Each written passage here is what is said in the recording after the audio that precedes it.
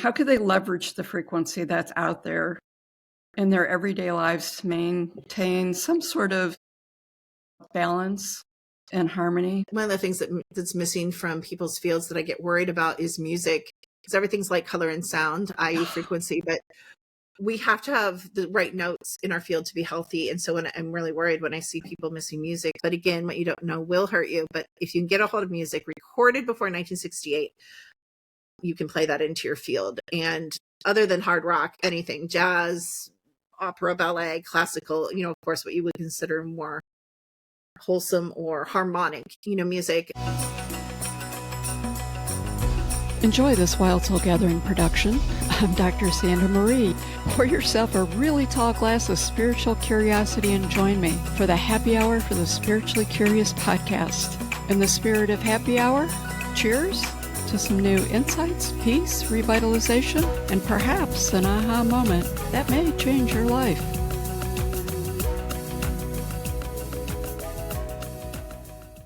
Welcome to another captivating episode of Happy Hour for the Spiritually Curious. Today we're diving into the unseen realms of frequency, energy, and 5D with a truly extraordinary guest, Dr. Kimberly McGeorge. Dr. Kimberly is a naturopathic doctor, energy healer, conscious teacher, and a renowned frequency master whose groundbreaking work is literally reshaping how we understand health, happiness, and wholeness.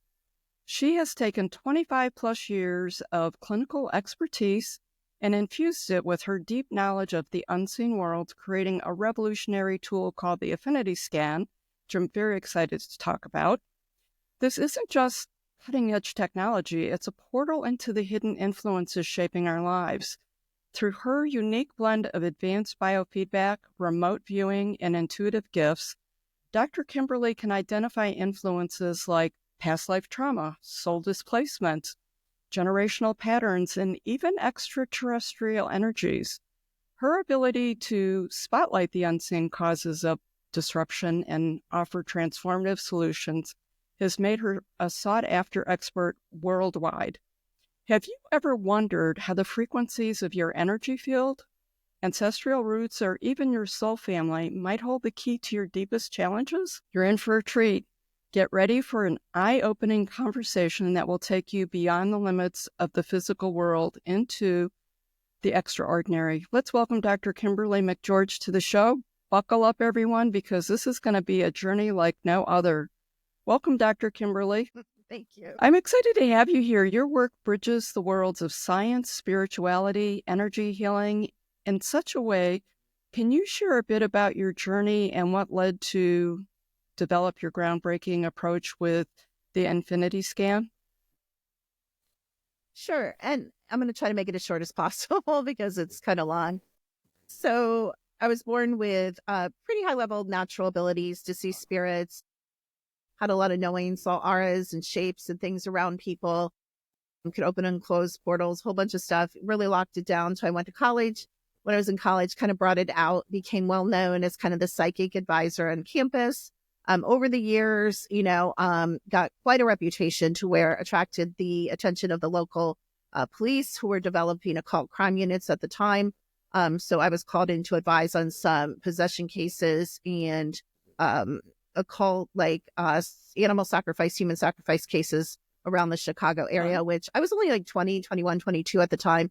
And I thought it was super glamorous and, like the shows on TV, Ghost Whisperer, Medium, but not super glamorous, super traumatic, super horrible because you're dealing with really jaded people that really don't believe in the supernatural and they're just doing it because they have to. And so that was a big learning experience. I thought I knew everything there was to know about the paranormal and the world. But of course, at 20, 21, 22, you really do not. So again, just a great learning experience. Went into natural health. My first job was for a chiropractor. Kind of got into natural health a little bit then. Went back home to Ohio. Got married, had children, had some health problems, started studying alternative medicine, practiced as a herbalist, organic gardening, a mail order company with supplements internationally, wrote for a couple magazines as an herbalist, eventually went back and got my naturopathic doctor degree, started a practice in Columbus, Ohio, a clinical practice, when we used to do everything in person. Now we don't do anything in person, but Right. And eventually I discovered biofeedback and the technology that goes with biofeedback, which led from these big machines to now we have the apps. So there's a number of biofeedback wearable devices. There's a lot of apps that are now biofeedback. So started integrating applied kinesiology and energy medicine and biofeedback into my practice about 35 years ago. I've developed a couple apps on my own and hold part of the patent for the Halo device, which is a PEMF frequency device. And I still program the frequencies for the Halo PEMF device. So yeah, that's kind of my short story. Okay. Well, it's always good to get a little background because we've got some interesting questions. And I think that we're going to delve into some unique stuff that people have a lot of curiosities about. So let's start with the Infinity Scan. It has been described as a revolutionary. Can you share how it goes beyond traditional biofeedback and what makes it so unique in identifying unseen influences? Well, first of all, we have a lot of technology that the general public still doesn't know about. We're comfortable with things like the ultrasound machines, the MRI machines, medical technology. This is a medical technology device. I don't know if you've heard of the Body Wireless Network or the Medical Body Wireless Network. So we're already using, the concept of no time and no space. They're dispersing medications. The doctors are already doing exams, like you and I are, or even not like you and I are. So the device that I use is a quantum device. It moves outside of time and space, which is why I don't have to be in the presence of people. And medical science, Western medicine, Eastern medicine, it's all catching up, with what I've been really doing and using for 35 years. So what makes it different, though, is, because of my background, both in the paranormal and the supernatural and my ability, I used to practice as a medical medium. Well, not just a medical medium, as a, I don't even know what I would call what I used to practice as. I have the ability since at birth to merge with any item, any device, any person, any animal, tree. It doesn't matter. It can be, quote, living or non-living, and become that being from the inside out. So before I had technology, I used to crawl around people's bodies. I would crawl around their veins or their arteries and say there's calcification, or I would look at the color or the size of things. I wasn't a medical doctor, but when you're crawling around someone's body, you definitely can tell the difference between like a healthy artery and a non-healthy artery. Not only that, I would see energetic mass of colors similar to auras, but they would be like around organs, or there would be blockages, and this would be energetic. This wouldn't even be like the physical mass of the body. I had that point of view. So it was really cool to get a device where I call myself the lazy psychic or the lazy medium now, because I don't have to crawl around your body. We're radio broadcasting towers. So every single thing I'm thinking, every single thing I'm feeling, every parasite, every surgery, I believe in past lives. So every past lives, everything is held in a couple different places. From this incarnation, it's held in the body tissues. And we know that from a number of studies and a number of books, I think there's a book like, what is it? The body holds the story, or the body holds the trauma, or something. But there's been a number of, massive amounts of studies about how the body holds memory, and you stick different events and different feelings in different muscle groups, in parts of your body. And so the common teaching, which is wrong, is that our memory is in our brain. It's not. Your memory is not in your brain. Your memory is obviously in your eternal soul. It goes from life to life. So obviously that records what I call coming out of the void, or the all, or some people would say God. But you also hold everything in your energy field. So because you hold everything in your energy field, it can be read by anybody that has what we would call psychic abilities or natural abilities. That's how they're reading you. They're reading you because they can interpret this broadcast, just like we're on a broadcast, they can interpret that broadcast, and then they can, get information from that. And so that's how psychics and people that are truly talented do it. But, it's so great because the tech gives you this massive thousands of data points. And then, just like any doctor or practitioner, how you use it is up to you, and how good you are at using it and how you apply it is to your interests, to your knowledge base, to your studies, to the depth of who you are as a human being. So a lot of people think they can buy the technology and be me. And I'm like, good luck. First of all, you don't want to be me. I promise you. Second of all, you can't take 35 years of massive clinical experience, and teach somebody that just because you have the same device. So there is a lot of people, you can buy an ultrasound machine too, but, there's going to be definitely a curve in usage and understanding and interpretation. So I love the woo, Dr. Sandra. So I focus my practice. Yes, I do talk about physical, mental, emotional. We're whole people. But, a lot of people want to know what's happening to them at night. They want to know about incubus, succubus. They want to know if they have human discarnates. I found out I didn't even mean to, but in running thousands and thousands and thousands of people's fields every year, I've learned a lot about the soul. I've learned about walk-ins and walkouts. I've learned about what we would call NPCs, soulless people. I thought I knew everything there was to do when I did my first exorcism at 20, and I thought I knew all there was to, it's so funny, all there was to know about possession, but I've learned so much about possession. And so I'm data driven. People think I'm really woo-woo and crazy. I'm actually very data driven. I go with the data, even if it's against my personal beliefs. Well, the data will tell the story. It brings it all together to tell the story, I think. Well, I have questions about all those things which have come up previously in life that there's not many people that you can have conversations with about them. Can you describe the most surprising, profound discovery you've encountered through the infinity scan? Gosh, there's so many. Like I said, one of the most profound discoveries, which will rock. I imagine you're full of books. Oh, for sure. I just need time to write them for you. Exactly. That's a good. Right. You know how that is. I think you are full of them too, to be honest. Yeah. I can read that. One of the most surprising discoveries does go back to, like I said, I was from a Christian background. I thought I knew everything about what the body was. What is this? I call it the avatar now, but what is the body? What is the avatar? Didn't know anything. One of my most profound discoveries, and it's very simplistic, is this is what the body is. It's just a container. Nothing more, nothing less. Sophisticated container, wetware, a computerized container, but it's just a container, meaning obviously there's water in here, but guess what? I could pour this water out and put vodka in it, right? I could pour this water out and put orange juice in it. I could keep the water in it and add orange juice, right? And then it becomes orange juice, still orange juice plus water. So one thing I've discovered through running so many people's bodies is I know what's inside them. You don't know what's inside them. And a lot of times we are not alone in our bodies.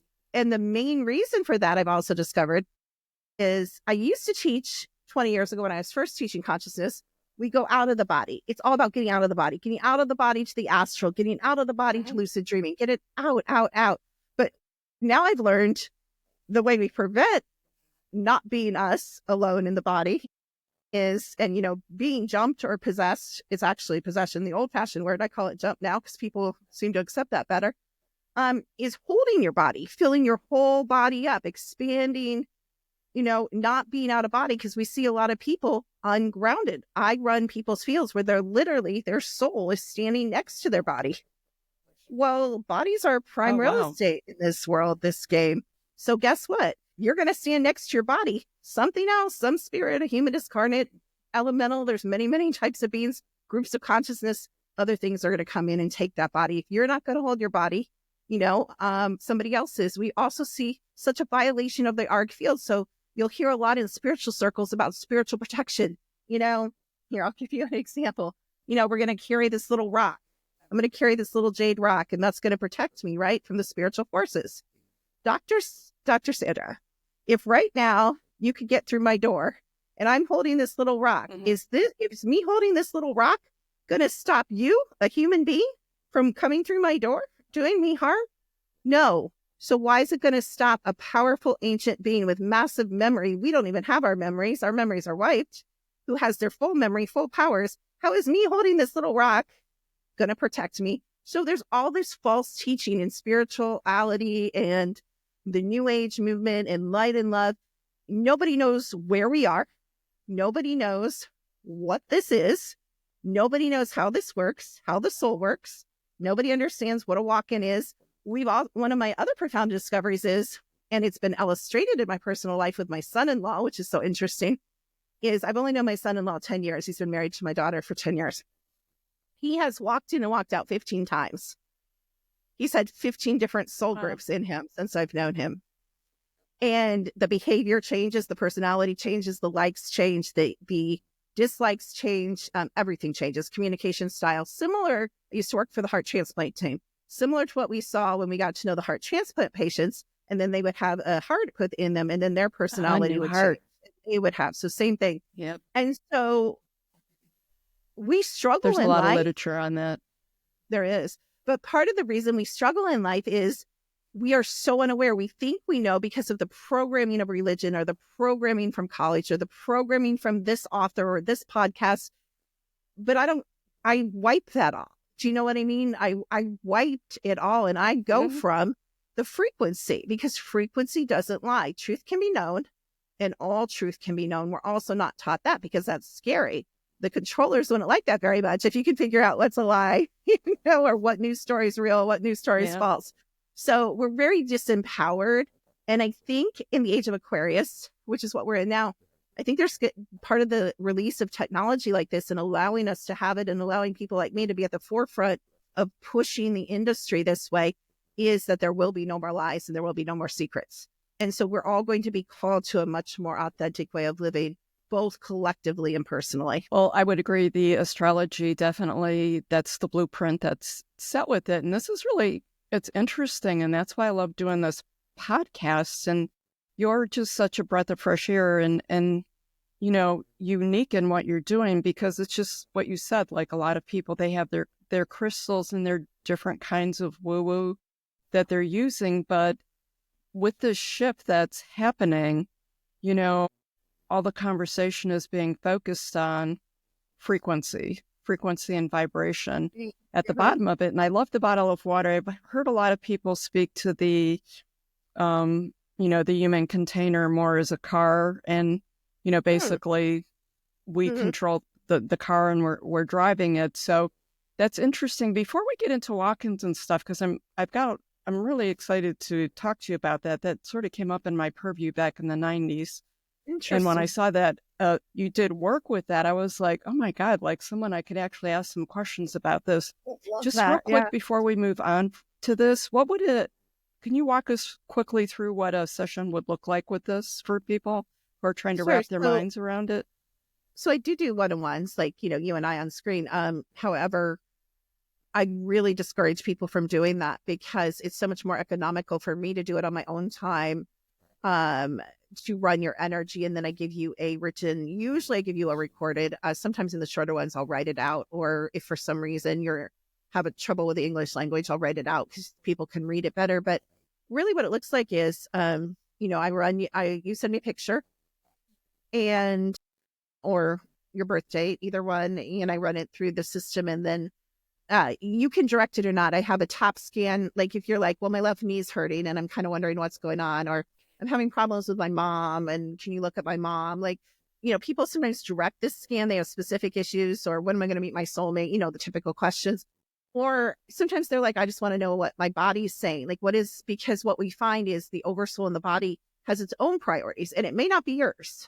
Like you might be worried about your blood sugar, but the body might be like, you know what? I'm a little more worried about keeping the heart beating, and you got something going on with your heart. So I like it when people say, I want to know what the body is screaming about, or what my oversoul. So I'm able to, run you through millions and millions and millions and millions of items that you couldn't even comprehend what I have, because I write all this back-end programming, again, based on my knowledge base, my clients and my interests.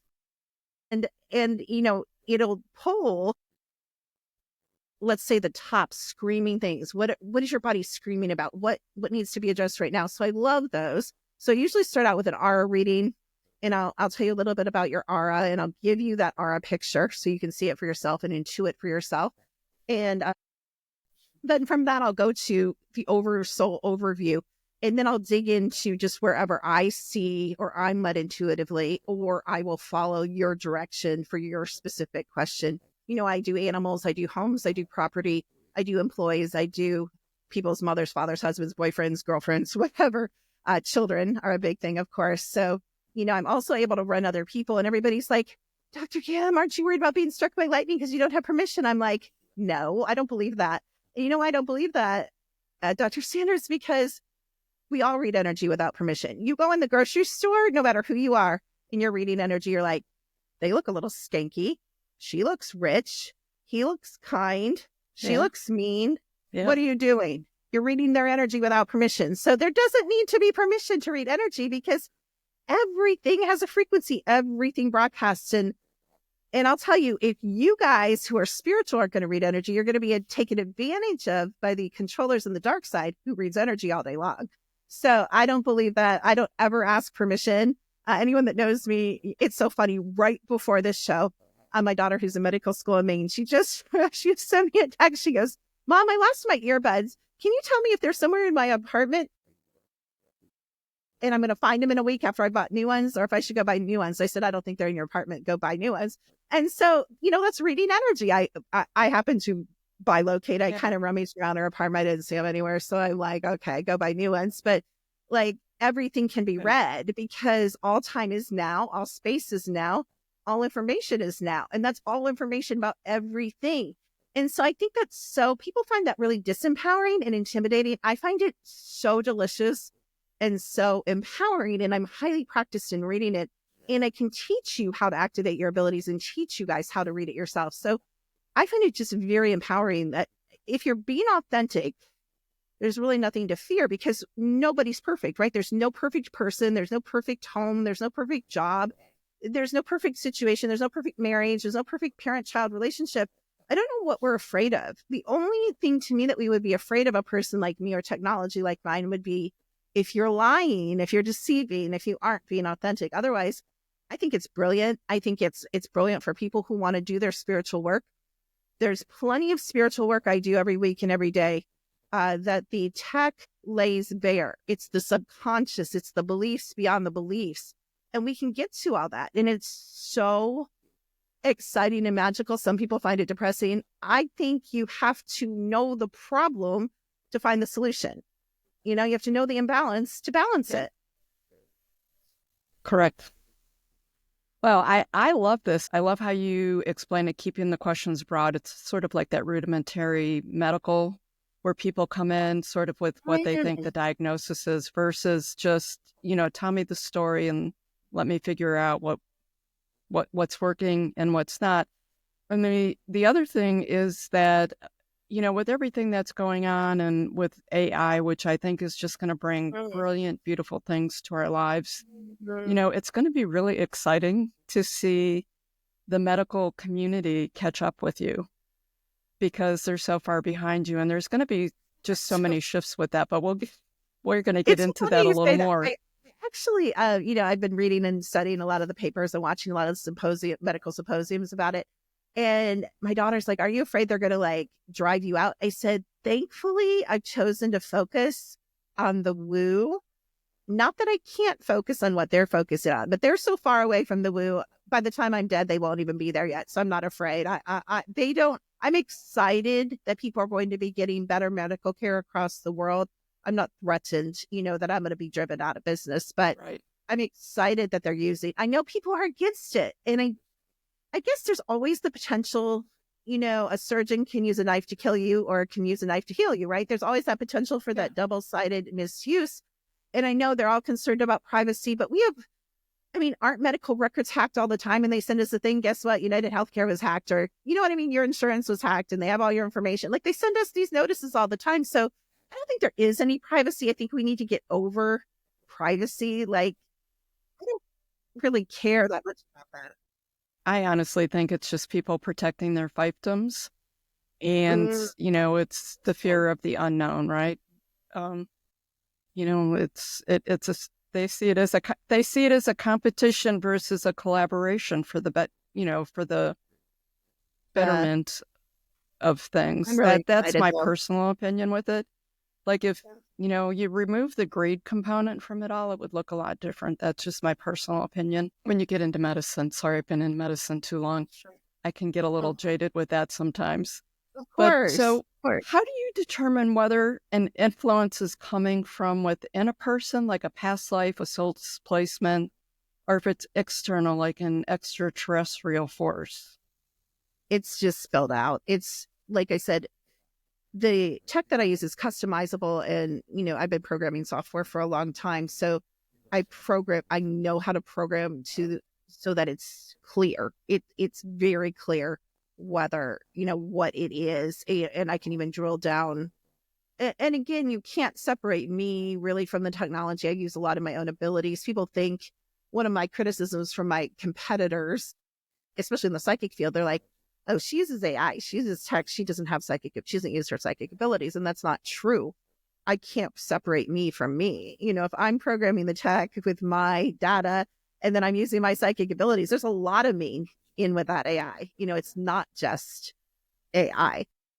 And so it's very specific because I'm working with people and I know after 35 years, just like you know what I'm talking about. You know what your people are going to ask.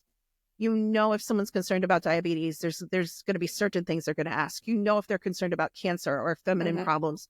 You see these trends, and you, with your knowledge base, I can see you already have ideas of protocols or ideas of tests.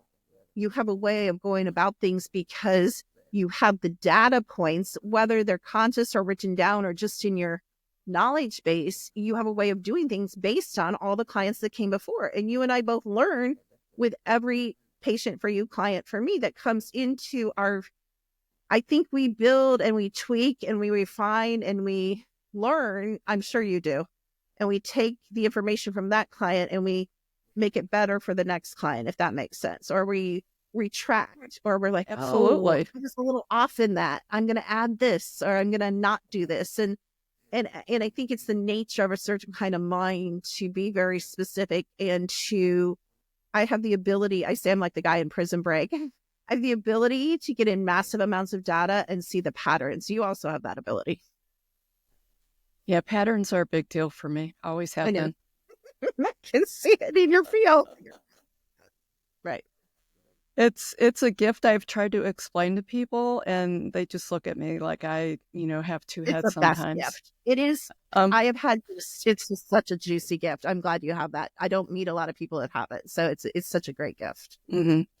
I'll usually say it's my being on the spectrum is what I'll call it, is the pattern thing. My children would agree with frequency. How do frequencies from past lives or soul families manifest in someone's current health or emotional state? Like, what would that look like? It's so interesting. Well, first of all, I like to tell people, well, here's something I found that you'll find interesting, I think. So I used to think, and maybe this is programming or religion, I don't know where I got this idea from, but I kind of thought we have a soul and it's one thing, it's one, my phone's not pink. My bank card, my bank card is red, so our soul is red. But when I looked at the soul and started writing programming about the soul, what I found out, which was mind-blowing, was we don't have like a soul that's red. We have a soul that's like red, pink, purple, blue, yellow, green. And these are all past lives. And there's a frequency. So even though I'm using colors to simplify it, you could say cetacean, Palladian, elemental, fae, whatever beings or participants we choose to bring in. And this is smart. Of course we would. We're limitless, eternal, powerful beings of millions and millions, trillions and billions of years old. So of course we're not just going to be red. Who wants to just be red when you can be 40 different expressions as one, and then bring forth what you need from that memory, from that gift, from the particular strengths of that race or that time or that knowledge base. So what's so magical about that? Everybody's like, okay, we're not talking religion. We're talking a different type of people that are looking for guidance from different, not religion.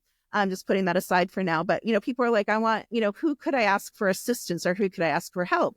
Well, if you're 20 or 10 or 12 or 15 or 40 different fragments as a whole, I say it's a whole pizza, not a slice of pizza, you bring all of it with you. Guess what? You have 40 different families to reach out to. I can say, okay, the Alcyon Palladians, hey, mom, dad, sis, brother, cousin, best friend, because remember all times now. So we're living all these lives currently. We have all these relationships currently.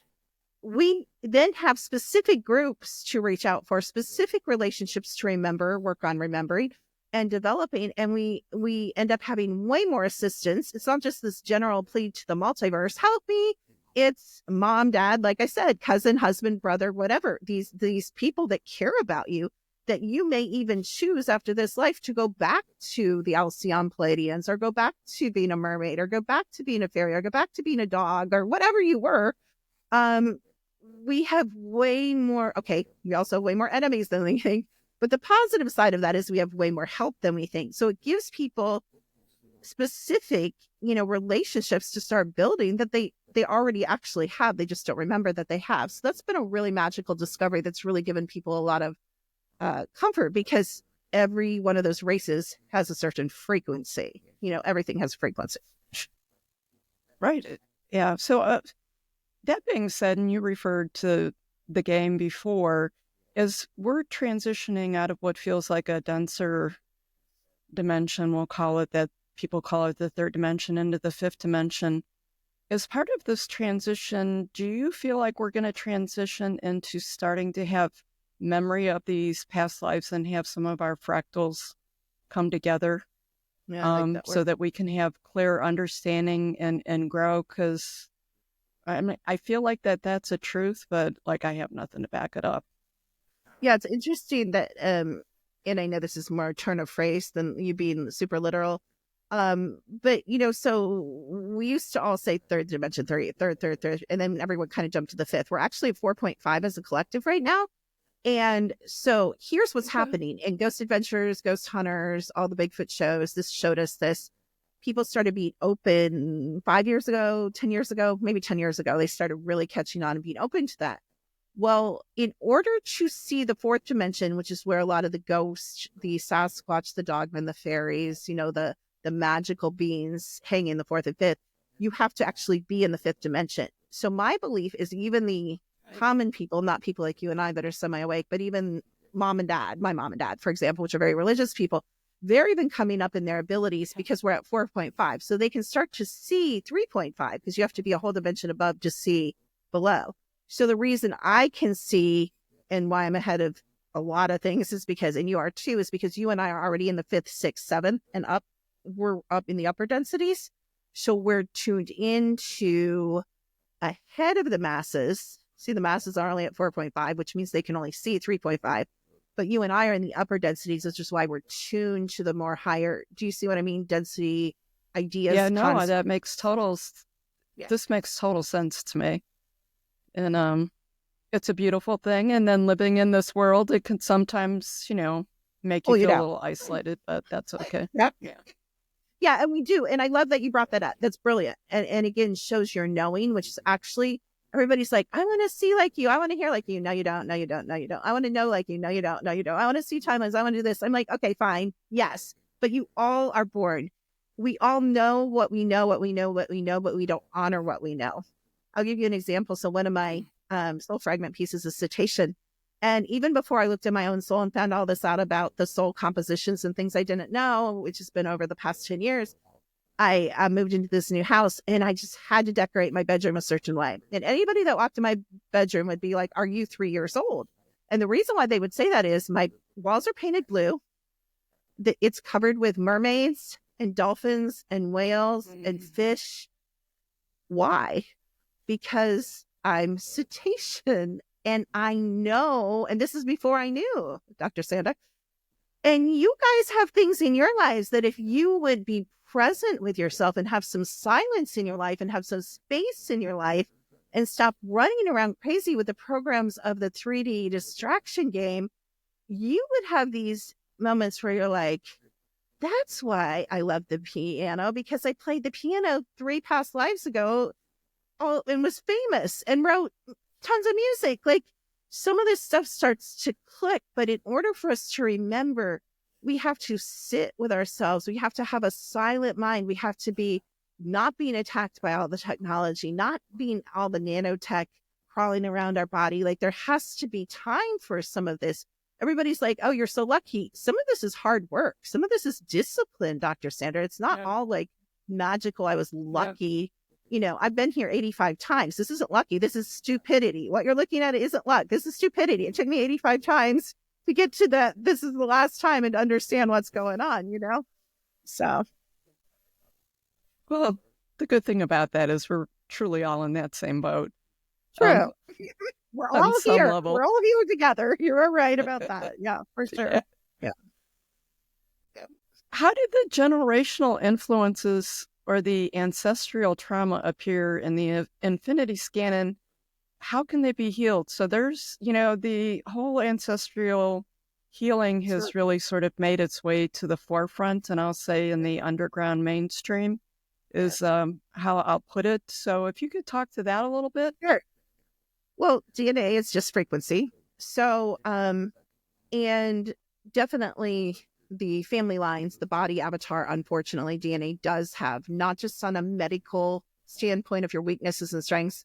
I just did a scan yesterday and I said, which blows people's minds how I can see this. And I'm like, you have stroke in your family, so you need to watch for that. That's something you need to, in your avatar, you need to mitigate for that. You need to be tested. You need to keep on that. And she's like, oh my gosh, how do you know? Like tons of people died of strokes. I'm like, it's a frequency. It's in her field. So even though she may not have had a stroke, and I know you know this because I can read you.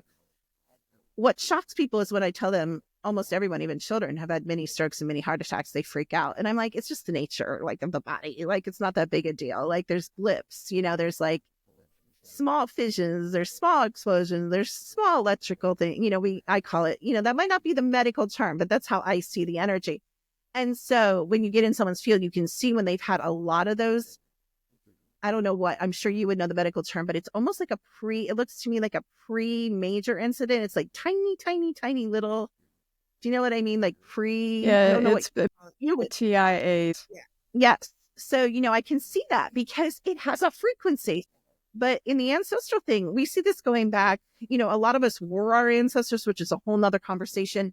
Usually you are either 3 to 5th generations back. You can find someone in your family line. You were that person. So that's interesting, first of all, that we keep reincarnating. That is very interesting. Same family lines. Interesting. Or at least one aspect of us, because we haven't even talked about how most of us are not just present in this incarnation in one body. And you may not know this or may not have heard me talk about it, but my family works in human cloning and the transfer of human consciousness. So I also have all this information coming from them about what's going on and their data and their experiments. But what I know from my own reading the energy and them is that we also are this us, but memory wiped from this point of attention is the same exact soul frequency, because each soul has a specific frequency. So my soul frequency might be 732.46. So that exact frequency with no deviation will be in multiple bodies. Now, it may be multiple bodies that are clone bodies, or it may be bodies that my oversoul just wanted me to have a different experience, to be a man that is a garbage collector. You know what I'm saying? Or to be a child who dies at 6. Yeah. So there's a lot going on here. And it gets really confusing. But when we talk about the genetics in this incarnation, in this body, in this point of attention, we can see that because the DNA is just a frequency. So because of the programming and my knowledge base that I have in the memory that's awakened, we know that we need to clear 50 generations back. And because all time is now, any work we do in clearing anything goes backward and forward in your line. So I went to a psychic about a year ago, and I don't go to other psychics very often, but I went to a psychic and he looked at me and he made me cry immediately. He said, wow. He goes, your children should thank you. I'm like, why? He goes, because you've cleared so much in your genetic line backward and forward. And it's really going to benefit your children and grandchildren. And how could he read that? Because everything I've ever done is broadcasting everything I've ever known, everything I've ever thought. Because thoughts are a frequency, words are a frequency, deeds are a frequency, actions are a frequency, and we carry all that information with us. And again, the higher adept, skilled beings can read that frequency. So all the tech is making it easier and giving me, instead of me reading you, Dr. Sandra, just me, where I get this much data in an hour, the tech gives me mountains of data, which then I can say, okay, here's the data to your interests and here's how we can chart a path forward. Usually I talk very fast and I record 25 to 30 minutes, 15 to 30 minutes, depending on who it is or what it is, sometimes even 10. And they have a whole list that they work on for a year. Because not only can we tell you what's wrong, we can tell you what your body wants to fix it. Love it. specifically for you. Yeah. I love So, and it. of That course, is you know, just I have to so be careful powerful. because I'm not you. I'm not a medical doctor, so I don't diagnose and prescribe. I'm not a But medical doctor. I'm a nurse doctor. still, a lot of work there, a lot of respect there, and pretty Oh close no, because I I know. know I what you do. just, Yeah, you but know how thank you for medicine is. You have to be, yes, I do. you have That's to what I want to identify yourself clearly. right. But I just want to clearly say that although I do not say do this, I do not prescribe. What I do say is this is what's worked for me. This is what's worked for other Yeah, patients. no, I you know. understand. But so yeah, and I let them choose. I give them a whole bunch of choices from cheap to expensive to, and I have given medical doctors more business than you could ever imagine, or people like you. You know what I say all the time? You need to be genetically tested. Go find a good functional medicine doctor, a doctor of osteopathy. You know, I would even refer people to you. I don't know if you're still practicing. We can talk about that later. But, you know, I'm always looking for medical professions. You are, I think your hormones are out of balance. You need blood tests. You need saliva tests. You need to work continually with someone. So I am constantly, by no means do I try to do that. But, you know, so many people have been so thankful to be referred because they've gotten such relief then with the experts in the field, you know. So I don't do it all. I'm not trying to say I do, but I clearly see the imbalances and then I try to direct people to where they can get help. Yeah, all good medical intuitives do that, I believe. Interesting. I saw a fella back in the 90s that I saw for many years, and he cleared and healed, worked with the energy and the frequencies. And then there was one point where he's like, you know, I need you to go see your medical doctor and, you know, get this ultrasound I on love this that. because I think That you have speaks something to going his on. And I was ethics. like, oh, well, this is so unusual. I better take this pretty doggone serious because he Yeah, usually doesn't right, tell me to do that. right. So can you explain the difference between a soul displacement and a soul walk-in, and how this phenomena affects our energy and our health? I am just so fascinated with soul walk-ins. So a lot of times there's a walkout and I can actually see when the soul's about to walk out because it looks like when you're camping and you're getting ready to go to bed for the night and you've been sitting around the fire roasting marshmallows and telling ghost stories. And at least that's what I do. And you're getting ready to go to bed at night and the fire is dying as embers and you're like, okay, pour water on it, or, you know, someone's staying up, whatever. But so a person who's about to walk out, their soul looks like a dying out campfire that's just barely warm, glowing. Whereas someone who's not going to walk out, who's cemented in the body, who's over their hara line, it looks like a huge blazing, you know what I mean? Like tall, you know, passionate, full of life, you know, fire. So we can tell when people are about to walk out. Sometimes people walk out, like I said, and stand, or they walk halfway out. They're halfway out of their body. And you would call this, in the medical or psychological community would call this disassociation. So a lot of people feel disassociated and they're like, why do I feel like I'm so out of it all the time and I'm not really here? And I'll look at their field and I'll be like, 'cause you're half out of your body, and you can be half out side to side, or you can be half out up and down, or you're, you know, like I told you, you can be standing beside your body. And I'm like, get in your body. You're going to immediately, like, you can cure yourself. A lot of it, they don't need to take medicine. They don't need to take vitamins. They don't need to go to the doctor. They need to ground. And I don't mean ground into the earth because I believe this is a simulation game. What is there to ground into? It's a simulation. You need to learn how to lock into yourself. And that's by locking the chakras into the hara line. You know, we use essential oils. I never wear shoes. The only time I wear shoes is in a public place. I will stack wood on ice outside in 30 degrees with no shoes. I do not wear shoes because that grounding for me and the work I do, I have to stay in my body or I would go crazy. I mean, if I went home, because of the amount of information I'm in and fields I'm in, energy I'm in, you have to be cemented in your body. You have to be, you do too, to do what you do. You have to be, despite your... I actually am barefooted at the moment. Yes, am I. Yeah, and that's what I mean. You know that, though, because you've struggled with it, as I have, because I can remember your childhood. Since you were a child, we have struggled with that more airy, fiery out there, which is why we've been labeled what we've been labeled and treated how we have, and we've had to come to love. And you've had a similar journey to me where we've learned to celebrate those differences, where we struggle with those differences, you know, a lot of our life, and a lot of people can relate to. this conversation as well. Mhm. But I think you intuitively, Dr. Sandra, learned to ground and learned that you needed that to kind of make your way successfully. And I learned that too. Intuitively, we learned what we needed to use our extraordinary gifts, but remain tangible or relevant in the 3D world, if that makes sense. Mhm. Interesting. So, and someone said to me that it's interesting that like shoes, footwear we have all has rubber soles and the rubber interferes with the grounding. Like I never really thought about it. They put it out there that that was something done intentionally to keep us ungrounded, but that didn't resonate with me that that would be an intentional creation or invention from years ago. But it did really make me think about we do all walk around with shoes with rubber soles most of the time, which means much of the Western world is ungrounded. Yeah. And I also think the more, even wearing clothes, I know this is going to be weirdly controversial, but I think our bodies, our avatars are created to read sensations, like interpret through the skin. Our skin is a very, good sensory interpreter. We get information, of course, we know through our hair. I recommend even older women keep their hair long because we know that this is antenna to all information, psychic information.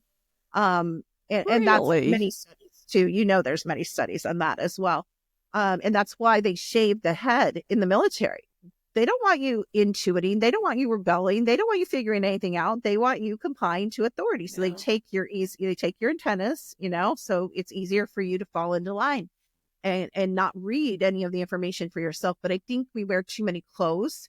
My children always say they're not putting me in a retirement home. They're putting me in a nudist colony when I'm old, because intuitively I feel like I connect better. I know this is weird, with less clothing, I just do. And thankfully I live in the middle of the woods, so I don't traumatize too many people except the planes. But so I think there's a lot of, I don't know if it's deliberate, like you said. And then of course we know that the polyester is horrible, and that if you guys want to do an experiment, I've changed all my bedding to, all natural, fibers, linen and cotton and hemp and, organic.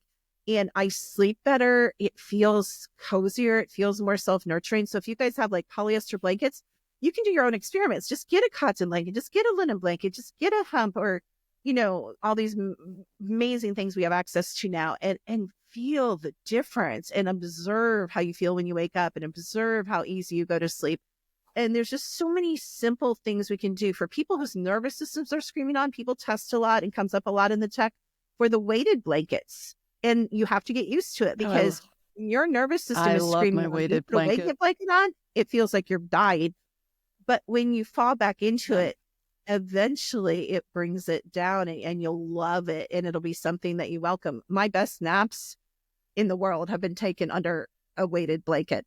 And to wake up and just have that nervous system so low and almost turned off is just beautiful. So, the things I recommend are often cheap and easily available, and just found with hundreds of clients to have like exponential, amazing benefits. Yeah, I love my weighted blanket. Always have. Will you, Husky? Not surprised you have one. So going back to, the walk-ins and how fascinating, they just truly fascinating. What impact? So you talked about the walkout. The walk-in comes in. Right. Again, talk a little bit more about the impact on their life, because when you talked about, say, your son-in-law who had a series of walk-in and walkouts. Well, right now, the one that was just we're kind of struggling with. My daughter just said to me a couple of days ago, she's like, I don't know what to do with this new John. I mean, he like rock climbing, and he used to be very passive and be like, kind of like, yes, dear, whatever you want, real chill, real laid back. And this one is like, she'll be like, can you do the dishes? She'll be like, no, I don't want to. Like, that's like, what? Like that's such an opposite. I'm glad my children are so on the same way, conscious, because that would probably, we wonder. It's so funny to me.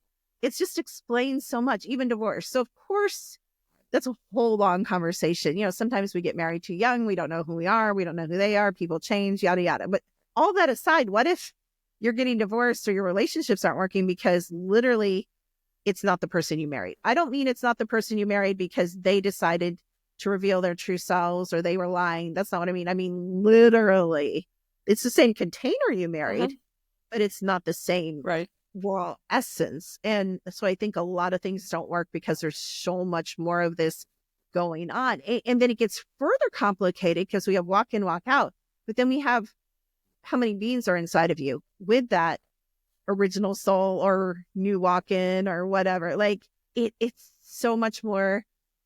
I mean, it's not complicated to me because I can sort it all out, but I feel sorry. And I don't mean this meanly, but I do feel sorry for people that are not me because you're fighting with a being that may not be the original soul. The original soul may be standing back, or you're fighting with someone who has 40 beings in them.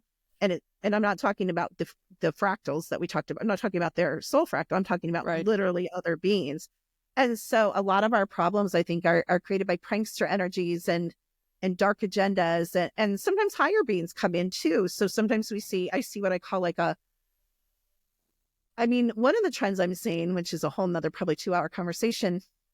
By 2025, it's been predicted, and you can look this up, just type it in. You guys can find the symposiums and the papers and the study. 2 weeks from now. But by 2025, I know, crazy, but they're predicting sometime in 2025, 95% of the population will be replaced by AI. I don't know if we're quite there, but in the last 6 months, at first I was seeing about 1 out of every 10 of the last couple of years was soulless. Now I'm seeing about 3 out of every 10 are soulless, and about 2 to 3 out of every 10 are completely AI. They're not soulless, but they're replaced by AI. They're run by AI. In my scans, that's just my own data. I'm not saying globally. I'm saying in my own data. So I am seeing now, that they've walked out. The soul's walked out, and it's been replaced only by AI. Well, a lot of the talk with this transition is that, a lot of souls will be leaving the planet. Now, one may take that as just we're going to see a lot of death and different things happening, which I think is also happening. But you're bringing this in on a whole different realm and dimension. So that's really interesting because the words may have been interpreted in a whole different way of the reality. And again, I don't know. I just want to reiterate to everyone and you as well, this is not what I want to believe. I am being driven by what I've seen, and I'm starting to keep what you see. I'm starting to keep charts of it because it's become, I feel, very important, especially the replacement, the amount of unsold people I'm seeing and the replacement of AI, I feel is very important data that I don't want to trust to my memory. I'm actually writing down like names and what I'm seeing. And so then the interesting thing is too, if they come back to me in 6 months, are they still AI? Are they still unsold? Have they been walked into? There's just so much study here when you keep good records, of what's going on.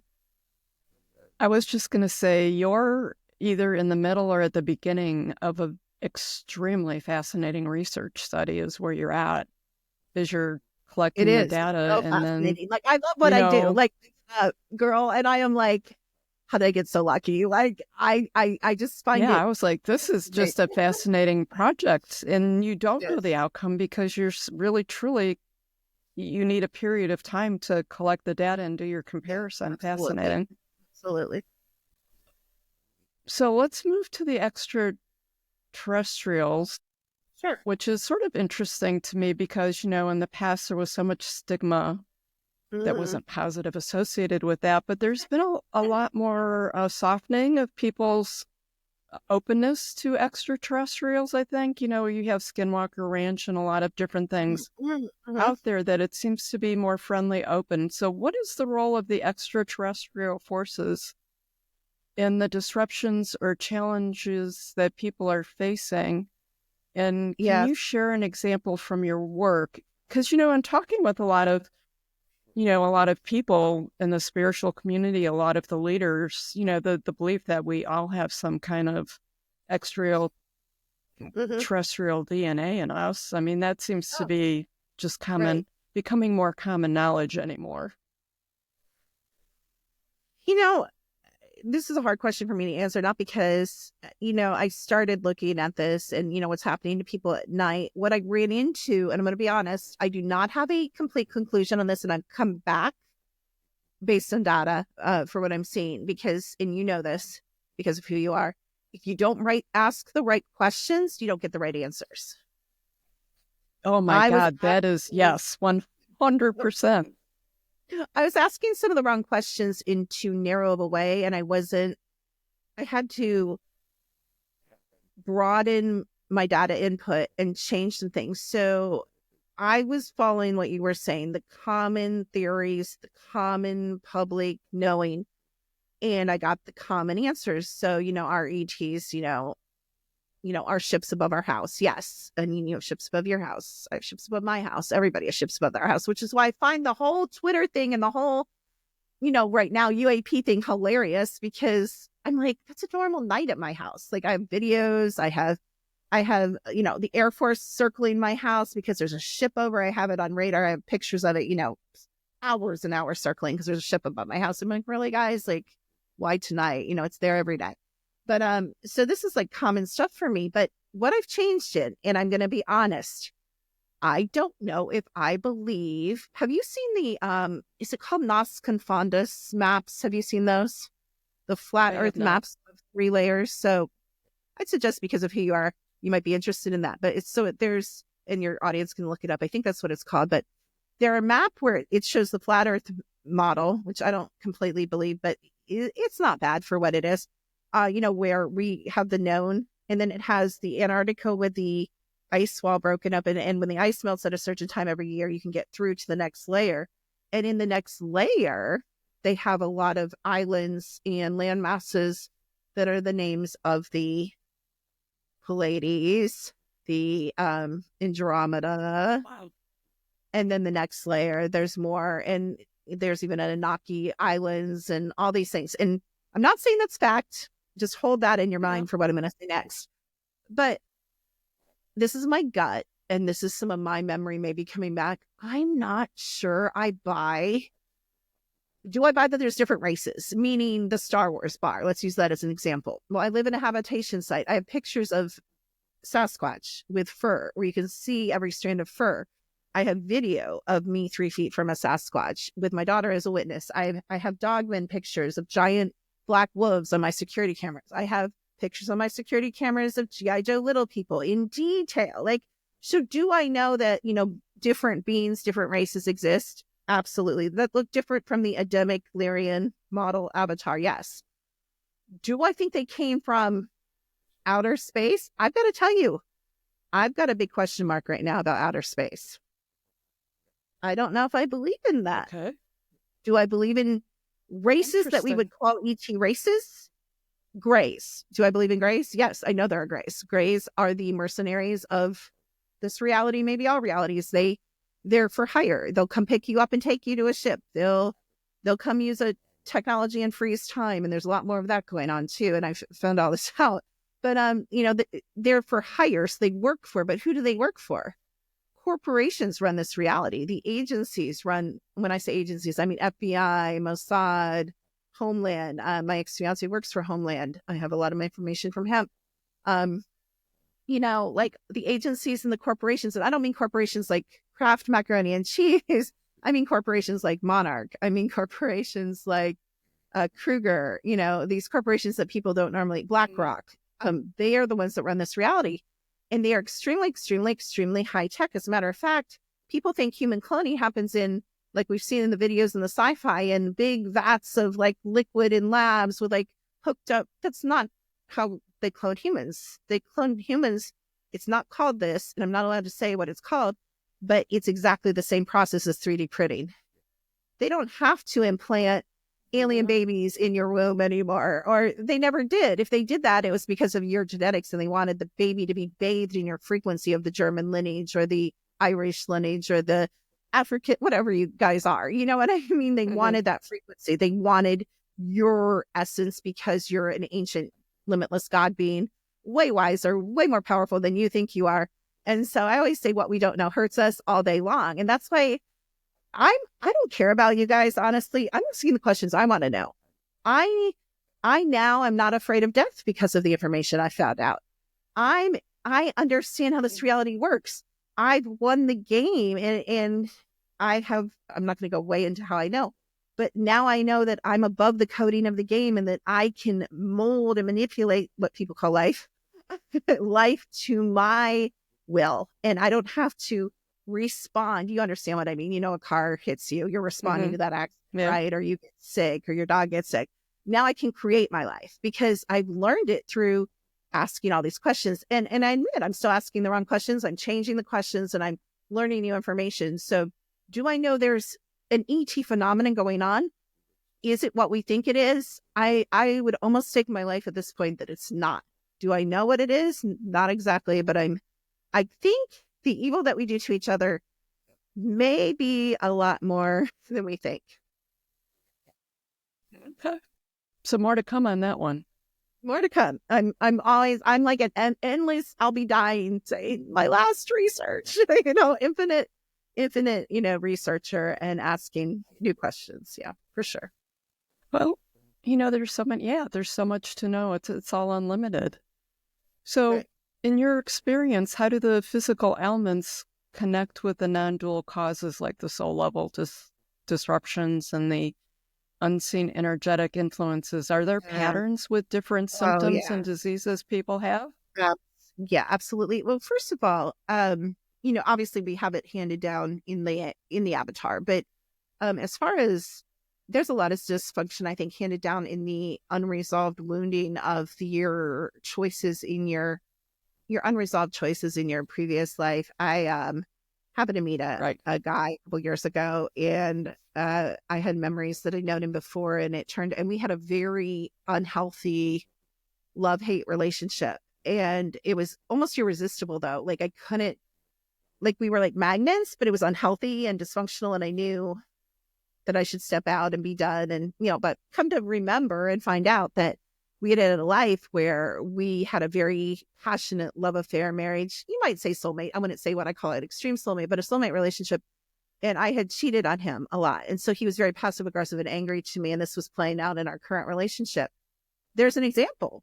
So again, you think you're non-trusting because you were born that way, or because you're 13, your boyfriend cheated on you, or some stupid thing. But a lot of times these patterns were coming in with these.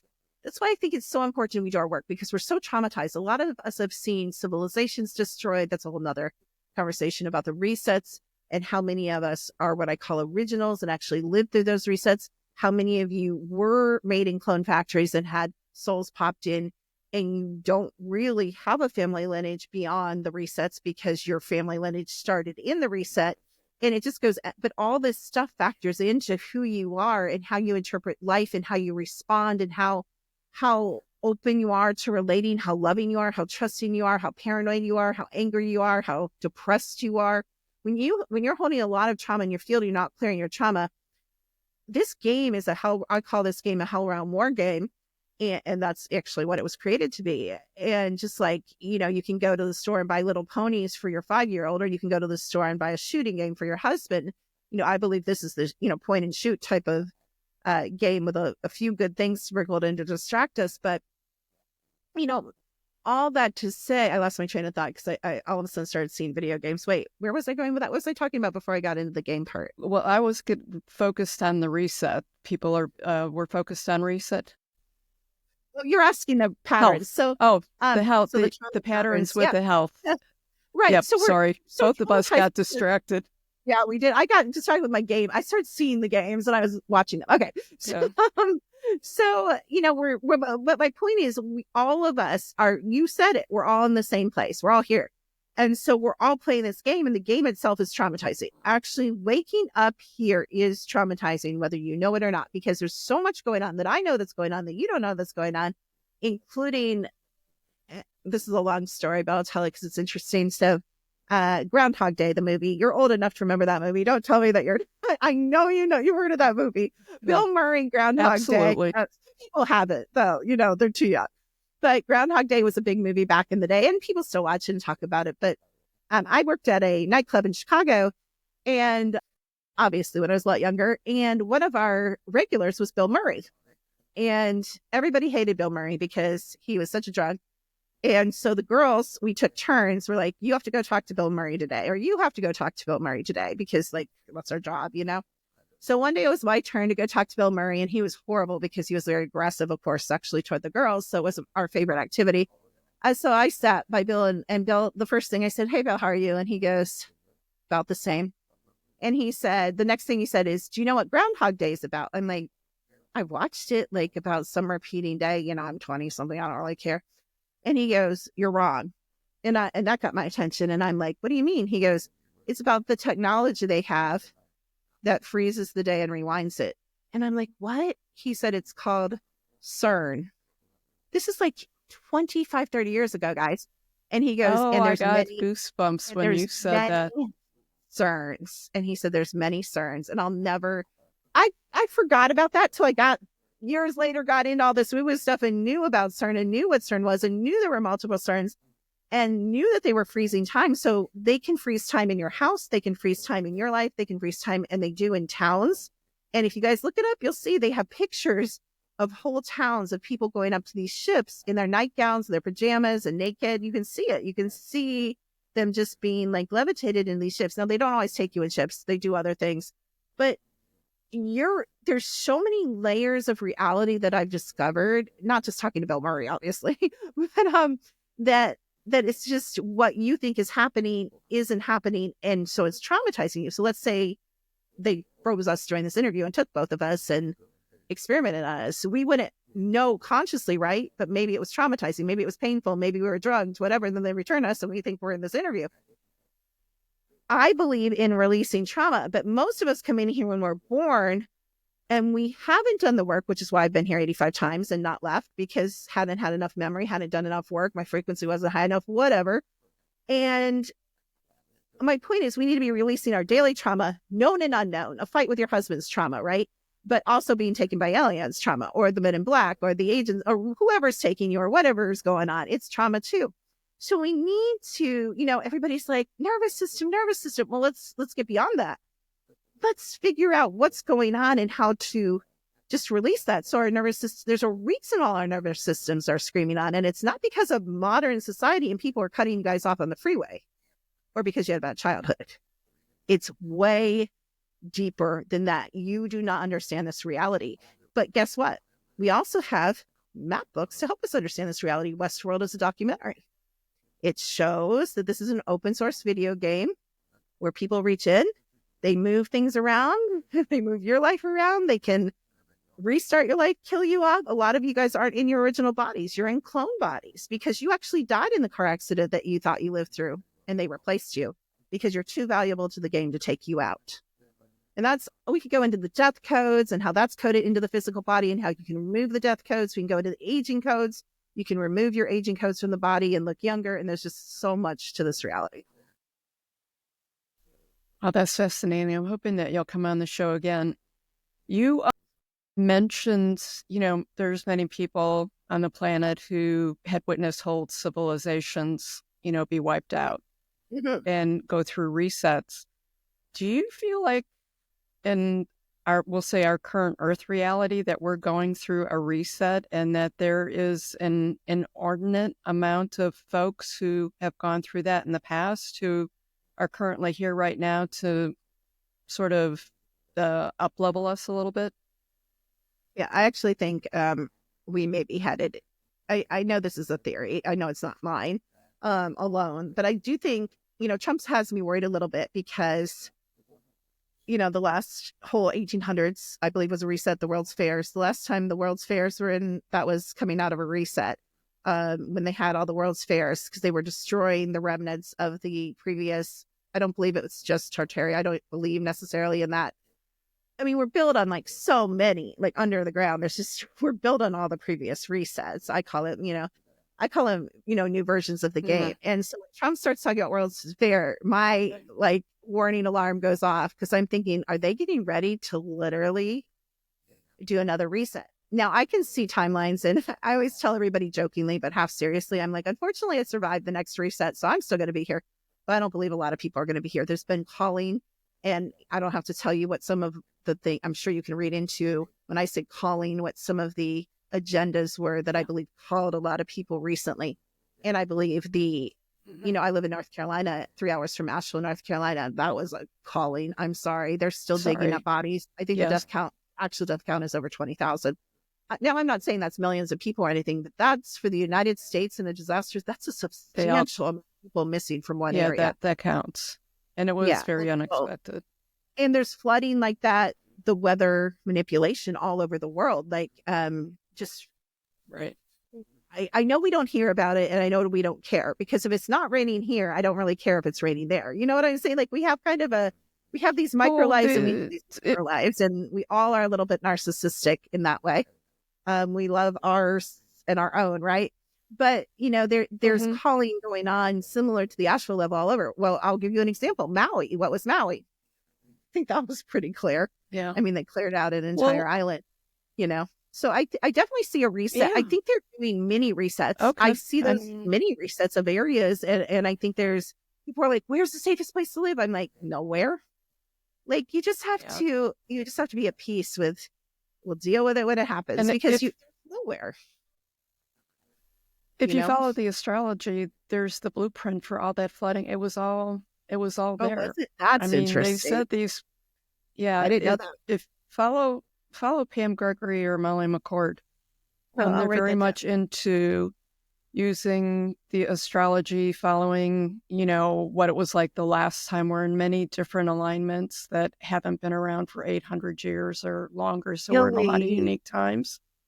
But a lot of that, it doesn't predict, but the influence with the earthquakes and the floods were there. And then she'll bring up, this is what I'm saying is going to happen. And then she'll point out the different events that happened on the planet. And Asheville was one of the ones that she connected to one of her, previous explanations of the alignment. So it's definitely interesting. And I had mentioned before about people leaving the planets, that was what I was referring to. I think we have a couple more significant events that are on the horizon. I agree with you. Interesting times. So getting into the microcosm of people's personal fractal, their personal lives right now, there's a lot of folks who feel stuck, honestly, in life or in their health. How does your approach help them break through that barrier? First of all, I'm extraordinary at reading timelines. So a lot of times what I'll see when I'll go into their field is they're at a juncture. It probably matches with the astrology if I were to look at it, but sometimes they're literally frozen in their timeline. So sometimes when people are feeling stuck, they are stuck, if that makes sense. Sometimes it's like, wait it out. I'll say, wait it out in 3 weeks. You won't feel so stuck. The energy will change. And sometimes, there's this thing in the military, they call it get off the X. Sometimes they're just being lazy and they just feel comfortable and they're just standing on the X. And, any action, even wrong action in a military or an agency situation is the right action. Movement, action, choosing something, even if it's, quote, what I don't believe in right or wrong, but even if you perceive it as not the best choice. So often, we get this fear of failure or this fear of making the wrong choice. And a lot of it also, when I get into their fields, is they don't even know what they want. How can you move into what you want or create what you want if you don't know what you want? So it depends on the individualized situation, but I see that in quite a lot of fields. Also, sometimes it's a lot of programming and it's a lot of beliefs. If they're stuck in money, a lot of them have a lot of beliefs about money. It's wrong to have money. It's sinful to have money. I can't make more money than my parents. We even see what I call money set points in people's fields. So if you have a money set point that I cannot make more than $100,000, you're not going to make more than $100,000. Some people have money set points at $50,000. So we remove these because it's a frequency. It's broadcasting.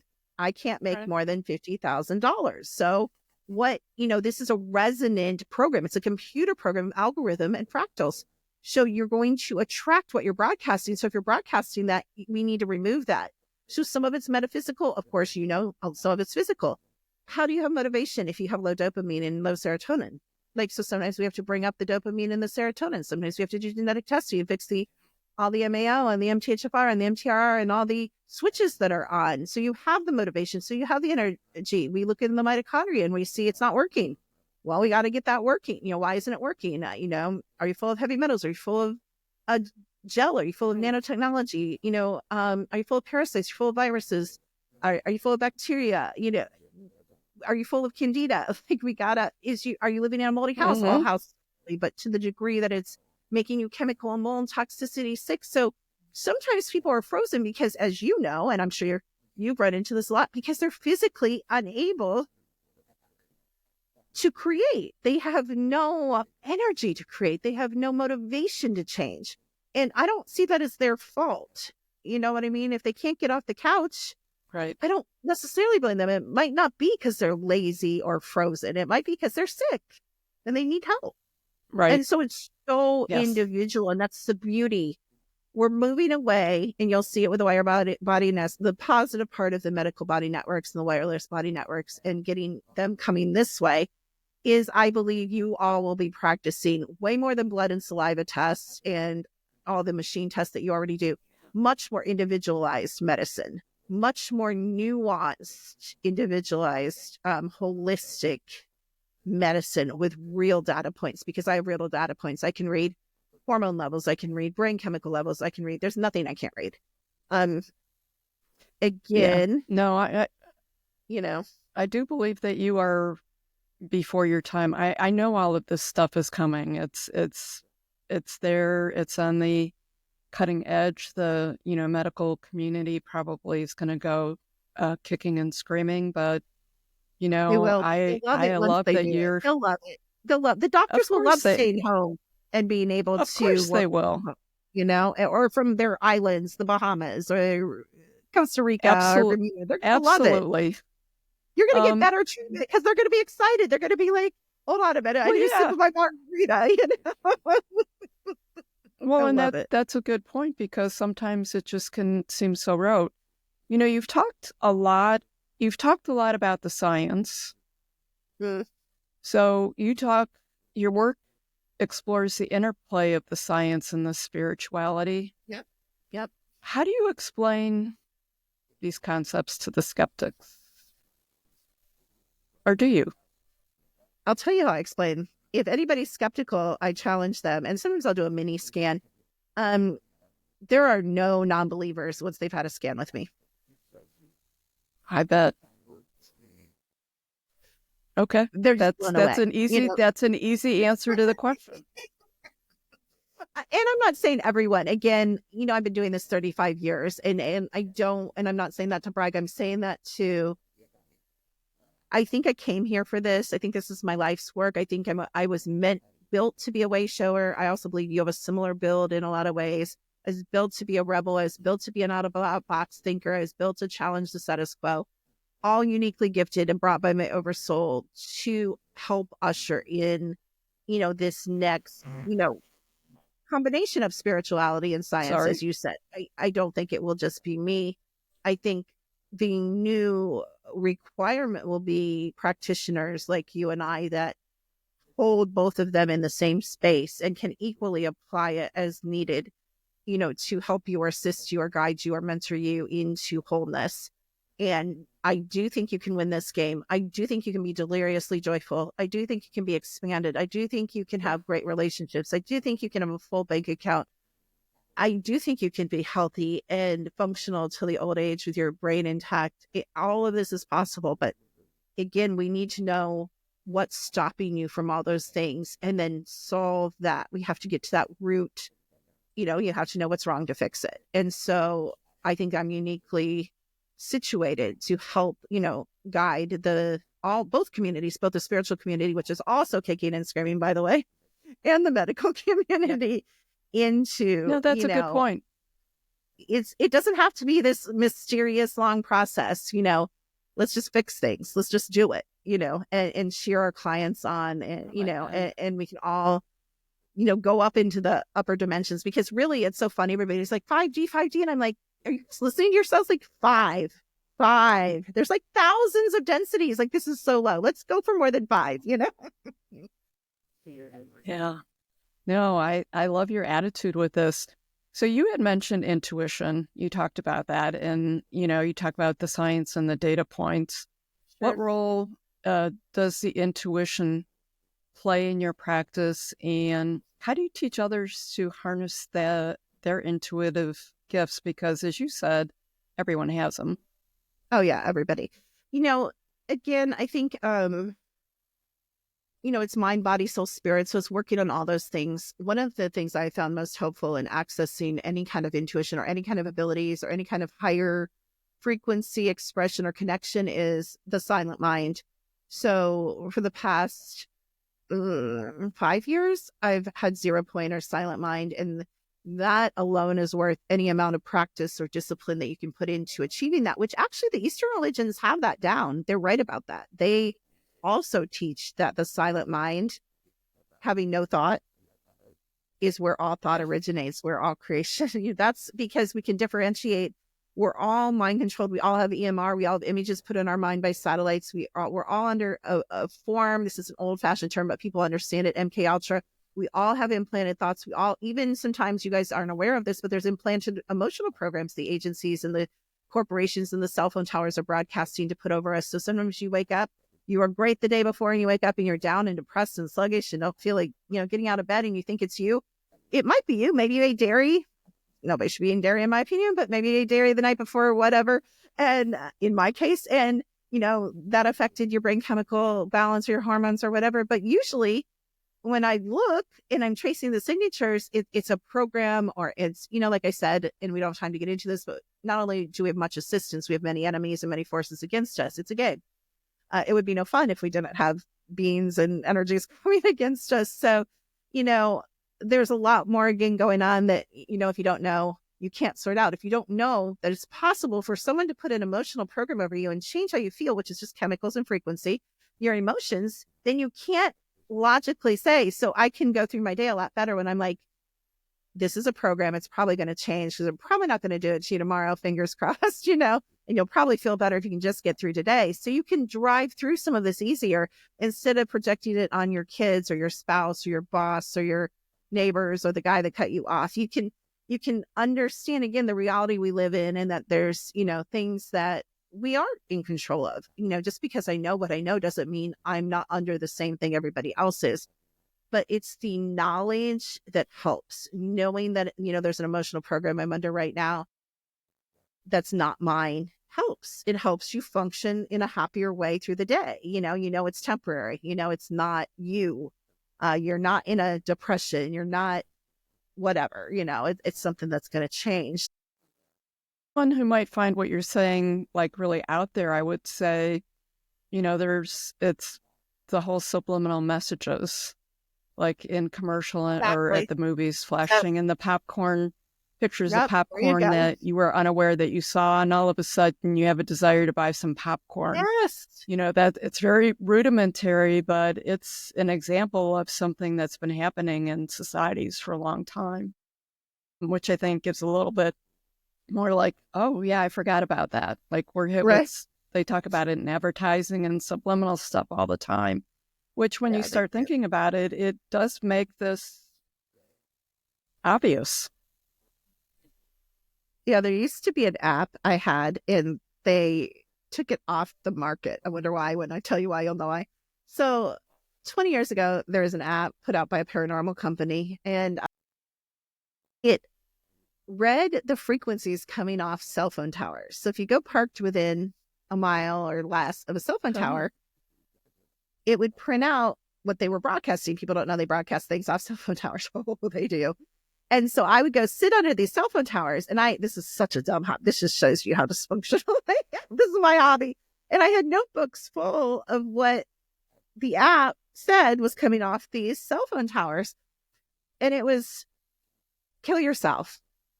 I hate you. Like, it was all crap. It was all there. You don't think you're receiving that. But so when the cell phone towers are white, they're broadcasting those kind of programs. People think, so have you ever noticed cell phone towers? Okay. They have white lights or red lights. White light is when they're broadcasting mind control, subliminal mind control. Red is just when they're alert for whatever, to not to be hit. but when they're using the mind control programs, your towers will flash white. So again, if you start having weird thoughts or obsessive thoughts, some of us, I think you struggle with some of this stuff. Sometimes we get in thought loops. Sometimes again, it's not ours. It's Definitely. so if you're thinking weird things like, I want to eat a whole cake, and you're like, I don't even like cake. Like, again, we think everything that comes to our mind is ours. It's not. They could be broadcasting, eat carbs, eat cake. Like I said, they took that off the market, but they would broadcast the craziest stuff. I mean, it was crazy, but they took it off the market. But I used to have notebooks full of that garbage. But that just goes to show that there's people that know that, this stuff happens. And again, I have a lot of contacts in the military and intelligence, and, I have family that works in it. So I have a lot of information from them. So that's fascinating research. I'll have to pay attention. I, like you, I guess, I live in the middle of a lot of wilderness surrounded by federal forests, but I'll have to take a look at the, it does make me wonder though, because if you fly a drone, like to take pictures, if you hit the edge of the federal land, your drone gets turned away. So there's still some kind of activity with waves up there that are going on. And, it makes me wonder, of course, why. But it's very rural area, that kind of thing. And I love it, and it keeps me away from cell phone towers. So when I'm complaining that I can't make a call, or I'm sorry I'm talking to you, but I'm out in the barn or whatever, Yeah, that sounds like me. people know that I'm off the grid. My kids are always like, you need to carry your cell phone with you in case something happens. Yeah. Like when you're out there doing things. And I'm like, but why? It doesn't work half the time. So it just seems illogical to me.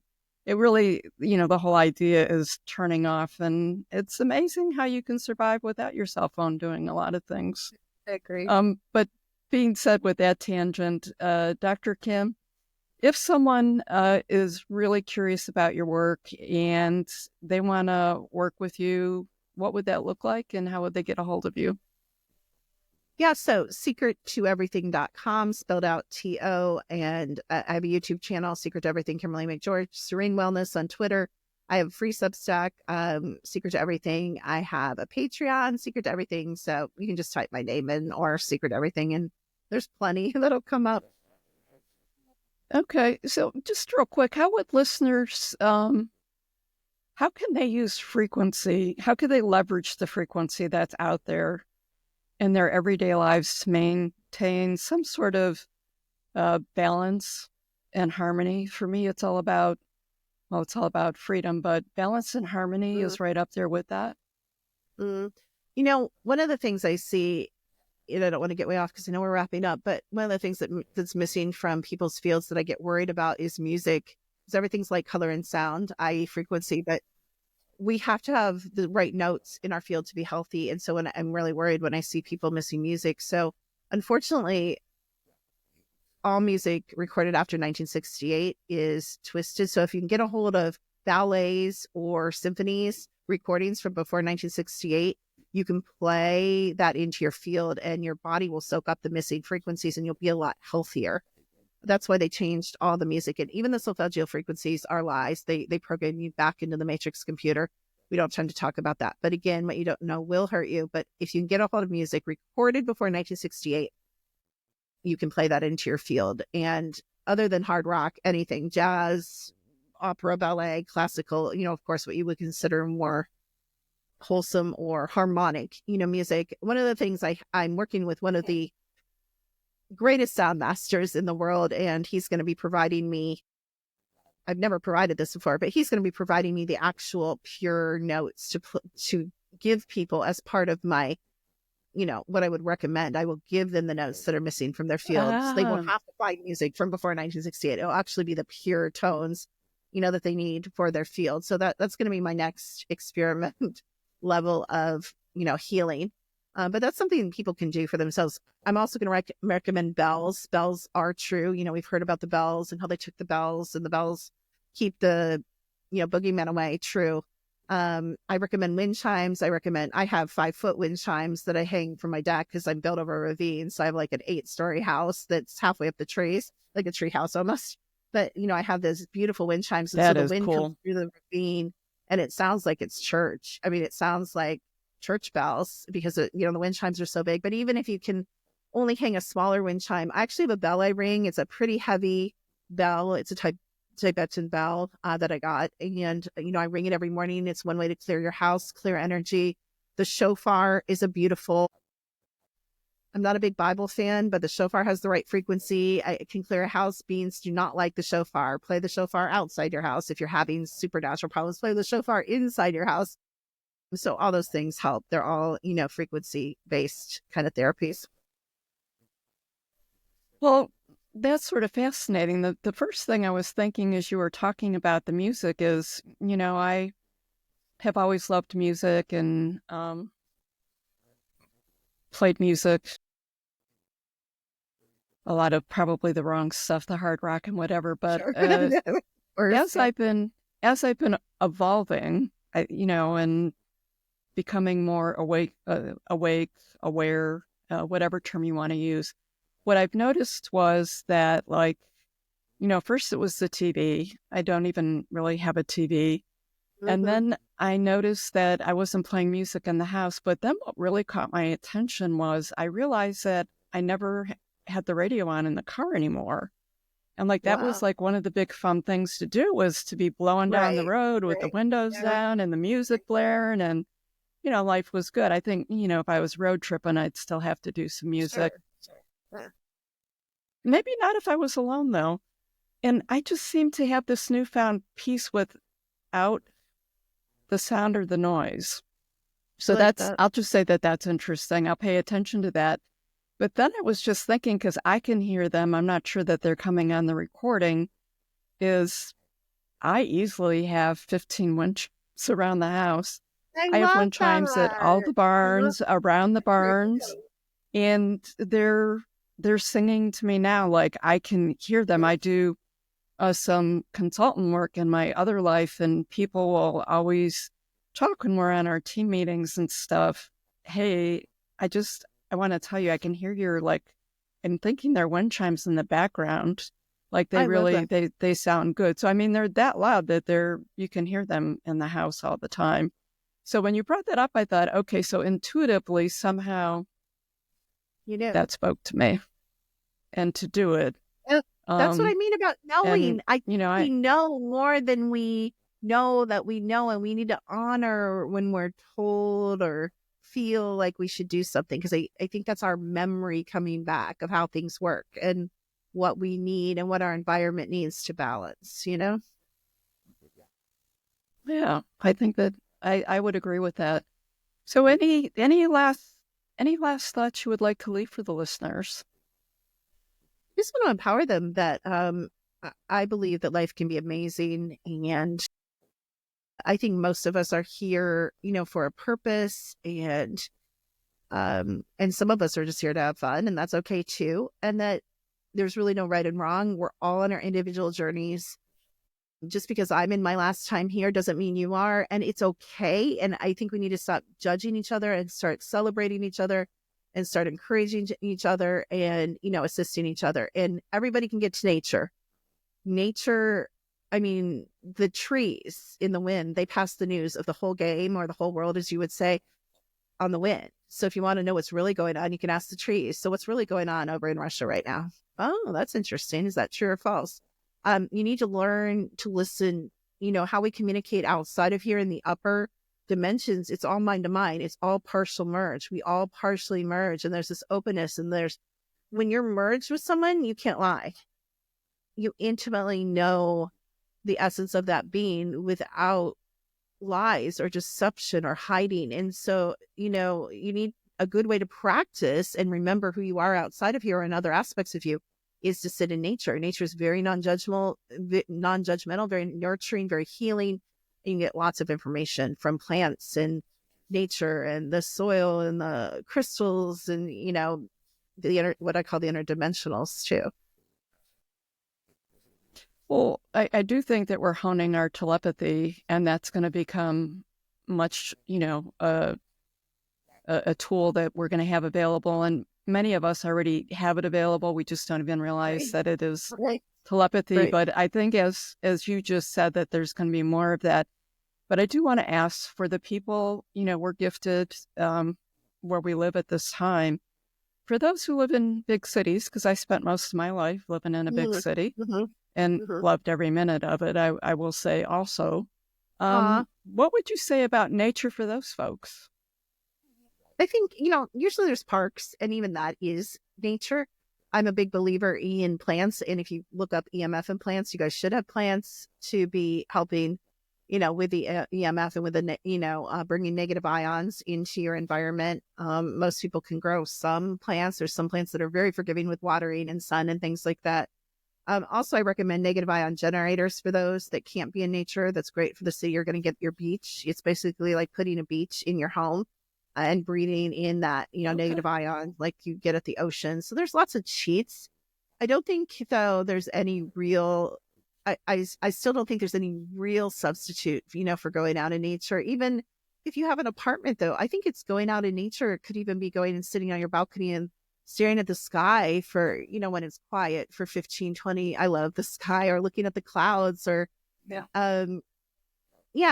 Also, animals are to me, even domestic animals kind of bridge the nature and the humans. So if you're a loving person, I think a lot of people actually test to bring pets in, and that can be your bridge. That's a form of nature, or you're a lot more closer to a purity of heart and soul when you have an animal, that gives you that unconditional love. So you can bring animals in to kind of bridge that nature gap as well. There's a lot of things you can do. You can go volunteer. There's a lot of, you can go volunteer at, conservation sites. You can go, there's hiking groups, there's kayaking groups, there's paddleboarding groups. There's, I guess it's all water, or mostly water, but there's, all kinds of clubs and meetup groups in cities, more so in cities. So, try something. Maybe you don't know you're a hiker because you've never hiked, or maybe you don't know that pleasure, or you don't know the pleasure of kayaking or canoeing if you've never done that. But I think sometimes we just weren't exposed to things when we were young, and we don't know. You might be a mountain bike rider, or you might be a rock climber or a skier, and I think we need to get out and move our bodies. The lymph system really needs to move, and that's a whole nother key to immune system health and to mental health. And we just need to try things. And it doesn't matter your age. It doesn't matter if you're 70 or you're 17. I think we need to push ourselves. I think we don't know what we like till we try. So, there's a lot available in cities in that whole realm. I totally agree. And thank you for that. Was very expansive, because sometimes they were like, well, that's nice. You live in the country. I live in the city. Yeah, so that's nice, girl. You live in the woods. You provided a lot of you provided a lot of options out there. And, I'm a big, I love the sky, but I love the night sky. It's there. I would totally agree with you. So I would say, wow. You need to look for the ships above your house. You have ships above your house. You need to go out and try to get them to, I went out to Sedona in a live event, and even though my people believe me, they don't really believe me. So I like to prove what I say. So I had talked to some people, and I said, when we go watch these, through the military goggles in Sedona, I said, I've got a show for you. And they're like, what do you mean? I'm like, well, you'll see if you come to live events. They came to live event, and we had our military goggles, and I'm like, watch this. And there was a line of 7 ships, and you could see them in the military goggles, 7 ships. I said, watch this. I said, 1 ship fired off, 2 ship fired off, 3 ship fired off. And they were like freaked out. But you have that ability to have that communication. You have ships above your house that'll communicate with you. You can say, flash your lights once, flash your lights twice, flash your lights once for no, flash your lights 2 for yes, flash your lights green, because they have different lights, even if you don't think they do. Flash green, flash red, and you, with this whole communication. But I see there's ships above your house, so that's why I'm saying that. So I'm gonna share with you that I go out on my back deck, and I invite them in constantly. And well, there you go. I have because I think there's vibration with voice, so I do it telepathically, and I speak it. And I've seen some interesting things. And my brother from North Carolina was up here helping me, and the air conditioning was broken. It was, of course, in the 90s. So he brought up his hammock and he was sleeping on the back deck. Love that. And Oh, the next morning, like, he was beside himself. And I mean, he's still like, this is so real. And he talks about it. He's like, I was visited last night by a spaceship, and he described what happened. And exactly. And he's, an engineer, and he's done a lot of work with the government. So, I mean, he knows. He goes, we don't have anything that moves like that or comes. And it came straight down and was over my face. And then we went down to the hollow. I'm not used to this country talk, but to one of the neighbors a bit over that lives more in the valley. I'm up on the ridge. I don't quite have the lingo down. And she started talking about, she started talking about a similar experience. And I'm like, wait a minute, you two need to talk to each other. awesome. So when he left, I went out on the back porch and I was like, dude, I have been talking to you for months, freaking months, to communicate and come and visit me. And he Right. comes for 3 days and you visit him. Like, what's the deal Isn't that here? funny how that So happens? I didn't get a response, but I was just like, and literally I had that conversation exactly like that. And I just feel like, I just feel like they're here and this is a safe place for them just because of the location. Sure. And it's interesting that you brought it up. Anyways, Yeah, another it is. segue. Dr. Kim, I hope you come back and we can have another Sure. conversation on the show. Like, wow, this has been just such an amazing interview, and the work that you're doing, literally, it's not even cutting edge. You are ahead of your time, and I'm just going to chuckle when I see these things, coming into place a little bit more. We'll say whatever the Right. tween is between where you're at now and the mainstream. We know there's different levels of tween with that, but we do know that you're making such a difference. So again, thank you. And as always, I want to thank all the listeners out there. Thank you for taking time out of your day to join Dr. Kim and I. Remember, embrace that wild soul. And until next time, thank you so much, Kim. Thank you. Bye-bye. Thank you for joining us for this episode of Wild Soul Gatherings Happy Hour for the Spiritually Curious. To learn more about our guests, please go to our website, wildsoulsgathering.com. We're very eager to hear from our listeners what you thought of the episode, topics you might like us to cover in the future, your thoughts on spirituality, questions you may have. Please feel free to send us an email at wildsoulsgathering@gmail.com. This is your host, Dr. Sandra Marie, sending each of you peace and love. Until we meet again, embrace your wild soul.